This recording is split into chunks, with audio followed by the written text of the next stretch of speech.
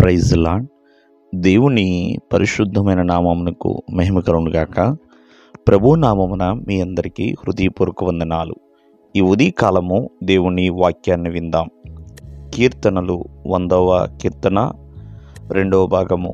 సంతోషముతో యెహోవాను సేవించుడి, ఉత్సాహగానము చేయుచు ఆయన సన్నిధికి రండి.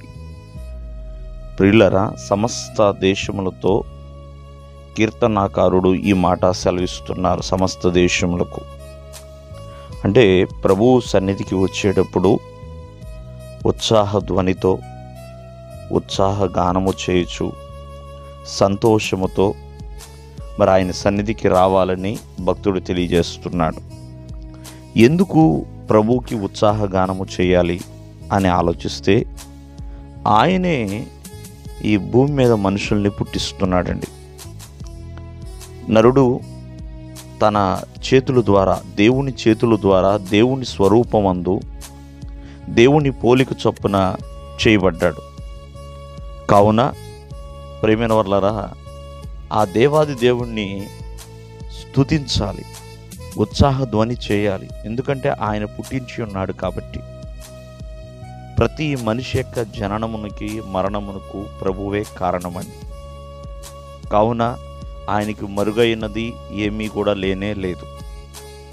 2, మనము ఆయన వారమండి. అంటే దేవుని ప్రజలమని. ప్రియమైన వర్లరా, కావున ఎల్లప్పుడూ కూడా ఆయనకు ఉత్సాహ ధ్వని చేయాలి. దేవుని ప్రజలుగా ఉన్నవారు, దేవుని వారుగా ఉన్నవారు దేవునికి ఉత్సాహ గానము, ఉత్సాహ ధ్వని చేయాలి. సంతోషముతో ప్రభువుని స్తుతించాలి. సంతోషముతో. 3వదిగా ప్రియుల వారా, మనము ఆయన మేపు గొర్రెలమండి. ఆయన ప్రతి ఒక్కరికి కూడా సర్వ జీవులను పోషించువాడు ఆయనే. సకల జనావళి రక్షకుడు ఆయనే. మరి అటువంటి దేవాది దేవుణ్ణి స్తుతించేవారిగా ఉండాలి.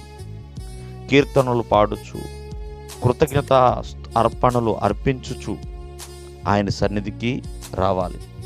చాలామంది దేవుని సన్నిధికి వచ్చేటప్పుడు కంగారుగా హడావుడిగా వచ్చేస్తూ ఉంటారు. సంతోషం కానీ, ఉత్సాహ గానము కానీ, కీర్తనలు కానీ లేకుండా ఏదో హడావుడిగా సమయం అయిపోతుంది కదా అని. ఇలా ఎవరు ఉత్సాహ గానము చేయగలుగుతారు అంటే, దేవుని సన్నిధి కొరకు ఆశపడివారు, దేవుని సన్నిధిని ప్రేమించువారు, దేవుని సన్నిధికి వెళ్ళాలి అనే సిద్ధపాటు కలిగిన వారు మాత్రమే వారి జీవితాల్లో ఉత్సాహ గానము, ఉత్సాహ ధ్వని అనేది ఉంటుంది. హడావుడిగా ఉండేవాళ్ళు కాదు ప్రియమైన వాళ్ళ. కావున ఈ ఉదయకాలం ముందు ఆలోచించండి. దేవుణ్ణి స్తుతించే ఉత్సాహ ధ్వని, ఉత్సాహ గానము కలిగి ఉన్నారా? దేవుడు మిమ్మల్ని ఆశీర్వదించును గాక. ఆమేన్.